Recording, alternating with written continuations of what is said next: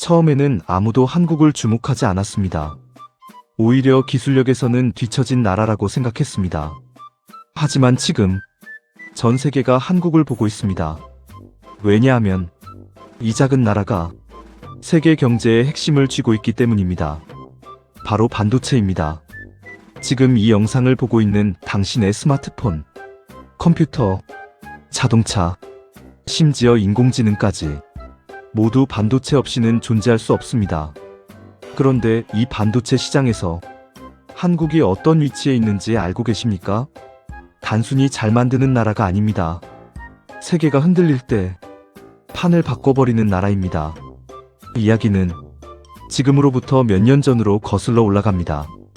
당시 세계 반도체 시장은 사실상 몇몇 나라가 주도하고 있었습니다. 미국, 일본, 그리고 일부 유럽 기업들. 한국은 그 사이에서 그저 빠르게 따라오는 나라 정도였습니다. 하지만 한 사건이 터지면서 상황이 완전히 달라집니다. 바로 글로벌 공급망 위기였습니다. 전 세계 공장이 멈추고 물류가 막히면서 반도체 공급이 끊기기 시작합니다. 자동차 회사들이 생산을 멈추고 IT 기업들은 제품 출시를 미루고 심지어 게임기조차 구할 수 없는 상황이 벌어집니다. 이때 세계는 하나의 질문을 던집니다. 반도체는 도대체 누가 만들고 있는가? 그리고 그 답은 한국이었습니다.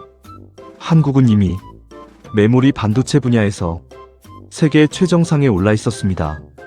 특히 삼성과 SK하이닉스, 이 두 기업은 전 세계 메모리 시장을 사실상 지배하고 있었습니다. 단순한 점유율이 아닙니다. 기술력 자체가 다른 나라를 압도하고 있었습니다. 그 결과 세계가 반도체 부족으로 흔들릴 때 한국은 오히려 중심이 됩니다. 모든 기업들이 한국을 바라보기 시작한 것입니다. 이때부터 분위기가 완전히 바뀝니다. 한국은 더 이상 따라가는 나라가 아니었습니다. 판을 쥐고 있는 나라가 됐습니다. 그리고 여기서 끝이 아닙니다. 더 놀라운 건 그 이유입니다. 세계 각국은 반도체를 단순한 산업이 아니라 국가 안보로 보기 시작합니다. 미국은 자국 내 생산을 강화하고 유럽은 반도체 독립을 선언하고 일본도 다시 투자를 시작합니다. 하지만 여기서 문제가 발생합니다. 기술력입니다.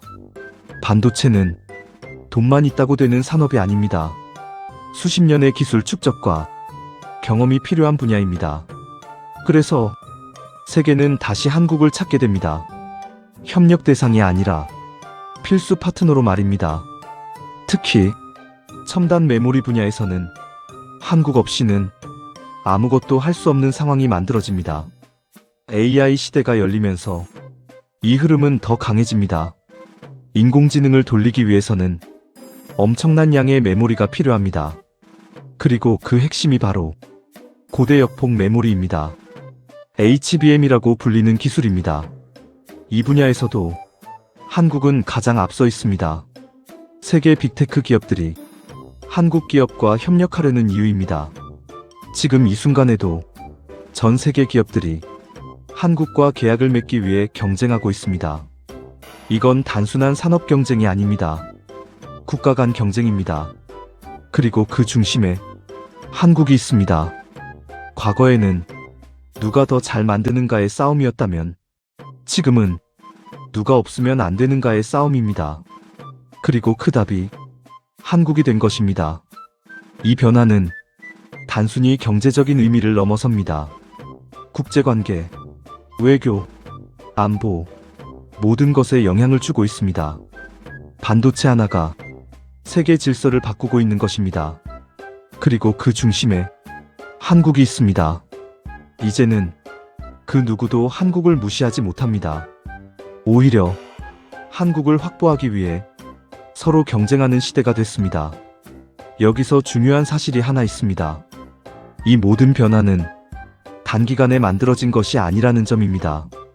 수십 년 동안 묵묵히 쌓아온 기술과 투자, 그리고 실패를 반복하며 쌓은 경험, 그 결과가 지금의 한국을 만든 것입니다. 그래서 더 무서운 겁니다. 이건 운이 아니라 실력입니다. 그리고 이 실력은 앞으로 더 강해질 가능성이 큽니다. 이미 한국은 다음 세대의 반도체 기술까지 준비하고 있습니다. 더 빠르고, 더 작고, 더 강력한 반도체. 이 경쟁에서도 한국은 앞서가고 있습니다. 결국 세계는 다시 한번 같은 질문을 하게 될 것입니다. 반도체는 누가 만들고 있는가? 그리고 그 답은 여전히 한국일 가능성이 높습니다. 지금 우리가 살고 있는 시대, 겉으로 보이는 건 스마트폰과 자동차일지 몰라도 그 모든 것을 움직이는 건 보이지 않는 작은 칩입니다. 그리고 그 칩을 가장 잘 만드는 나라, 바로 한국입니다. 이제는 단순한 기술 강국이 아니라 세계가 의존하는 나라가 됐습니다. 그리고 이 흐름은 지금도 계속되고 있습니다. 앞으로 세계 반도체 시장은 더 치열해질 것입니다. 하지만 분명한 건 하나입니다. 이 싸움에서 한국은 더 이상 주변이 아닙니다. 중심입니다. 그리고 그 중심은 쉽게 무너지지 않을 것입니다.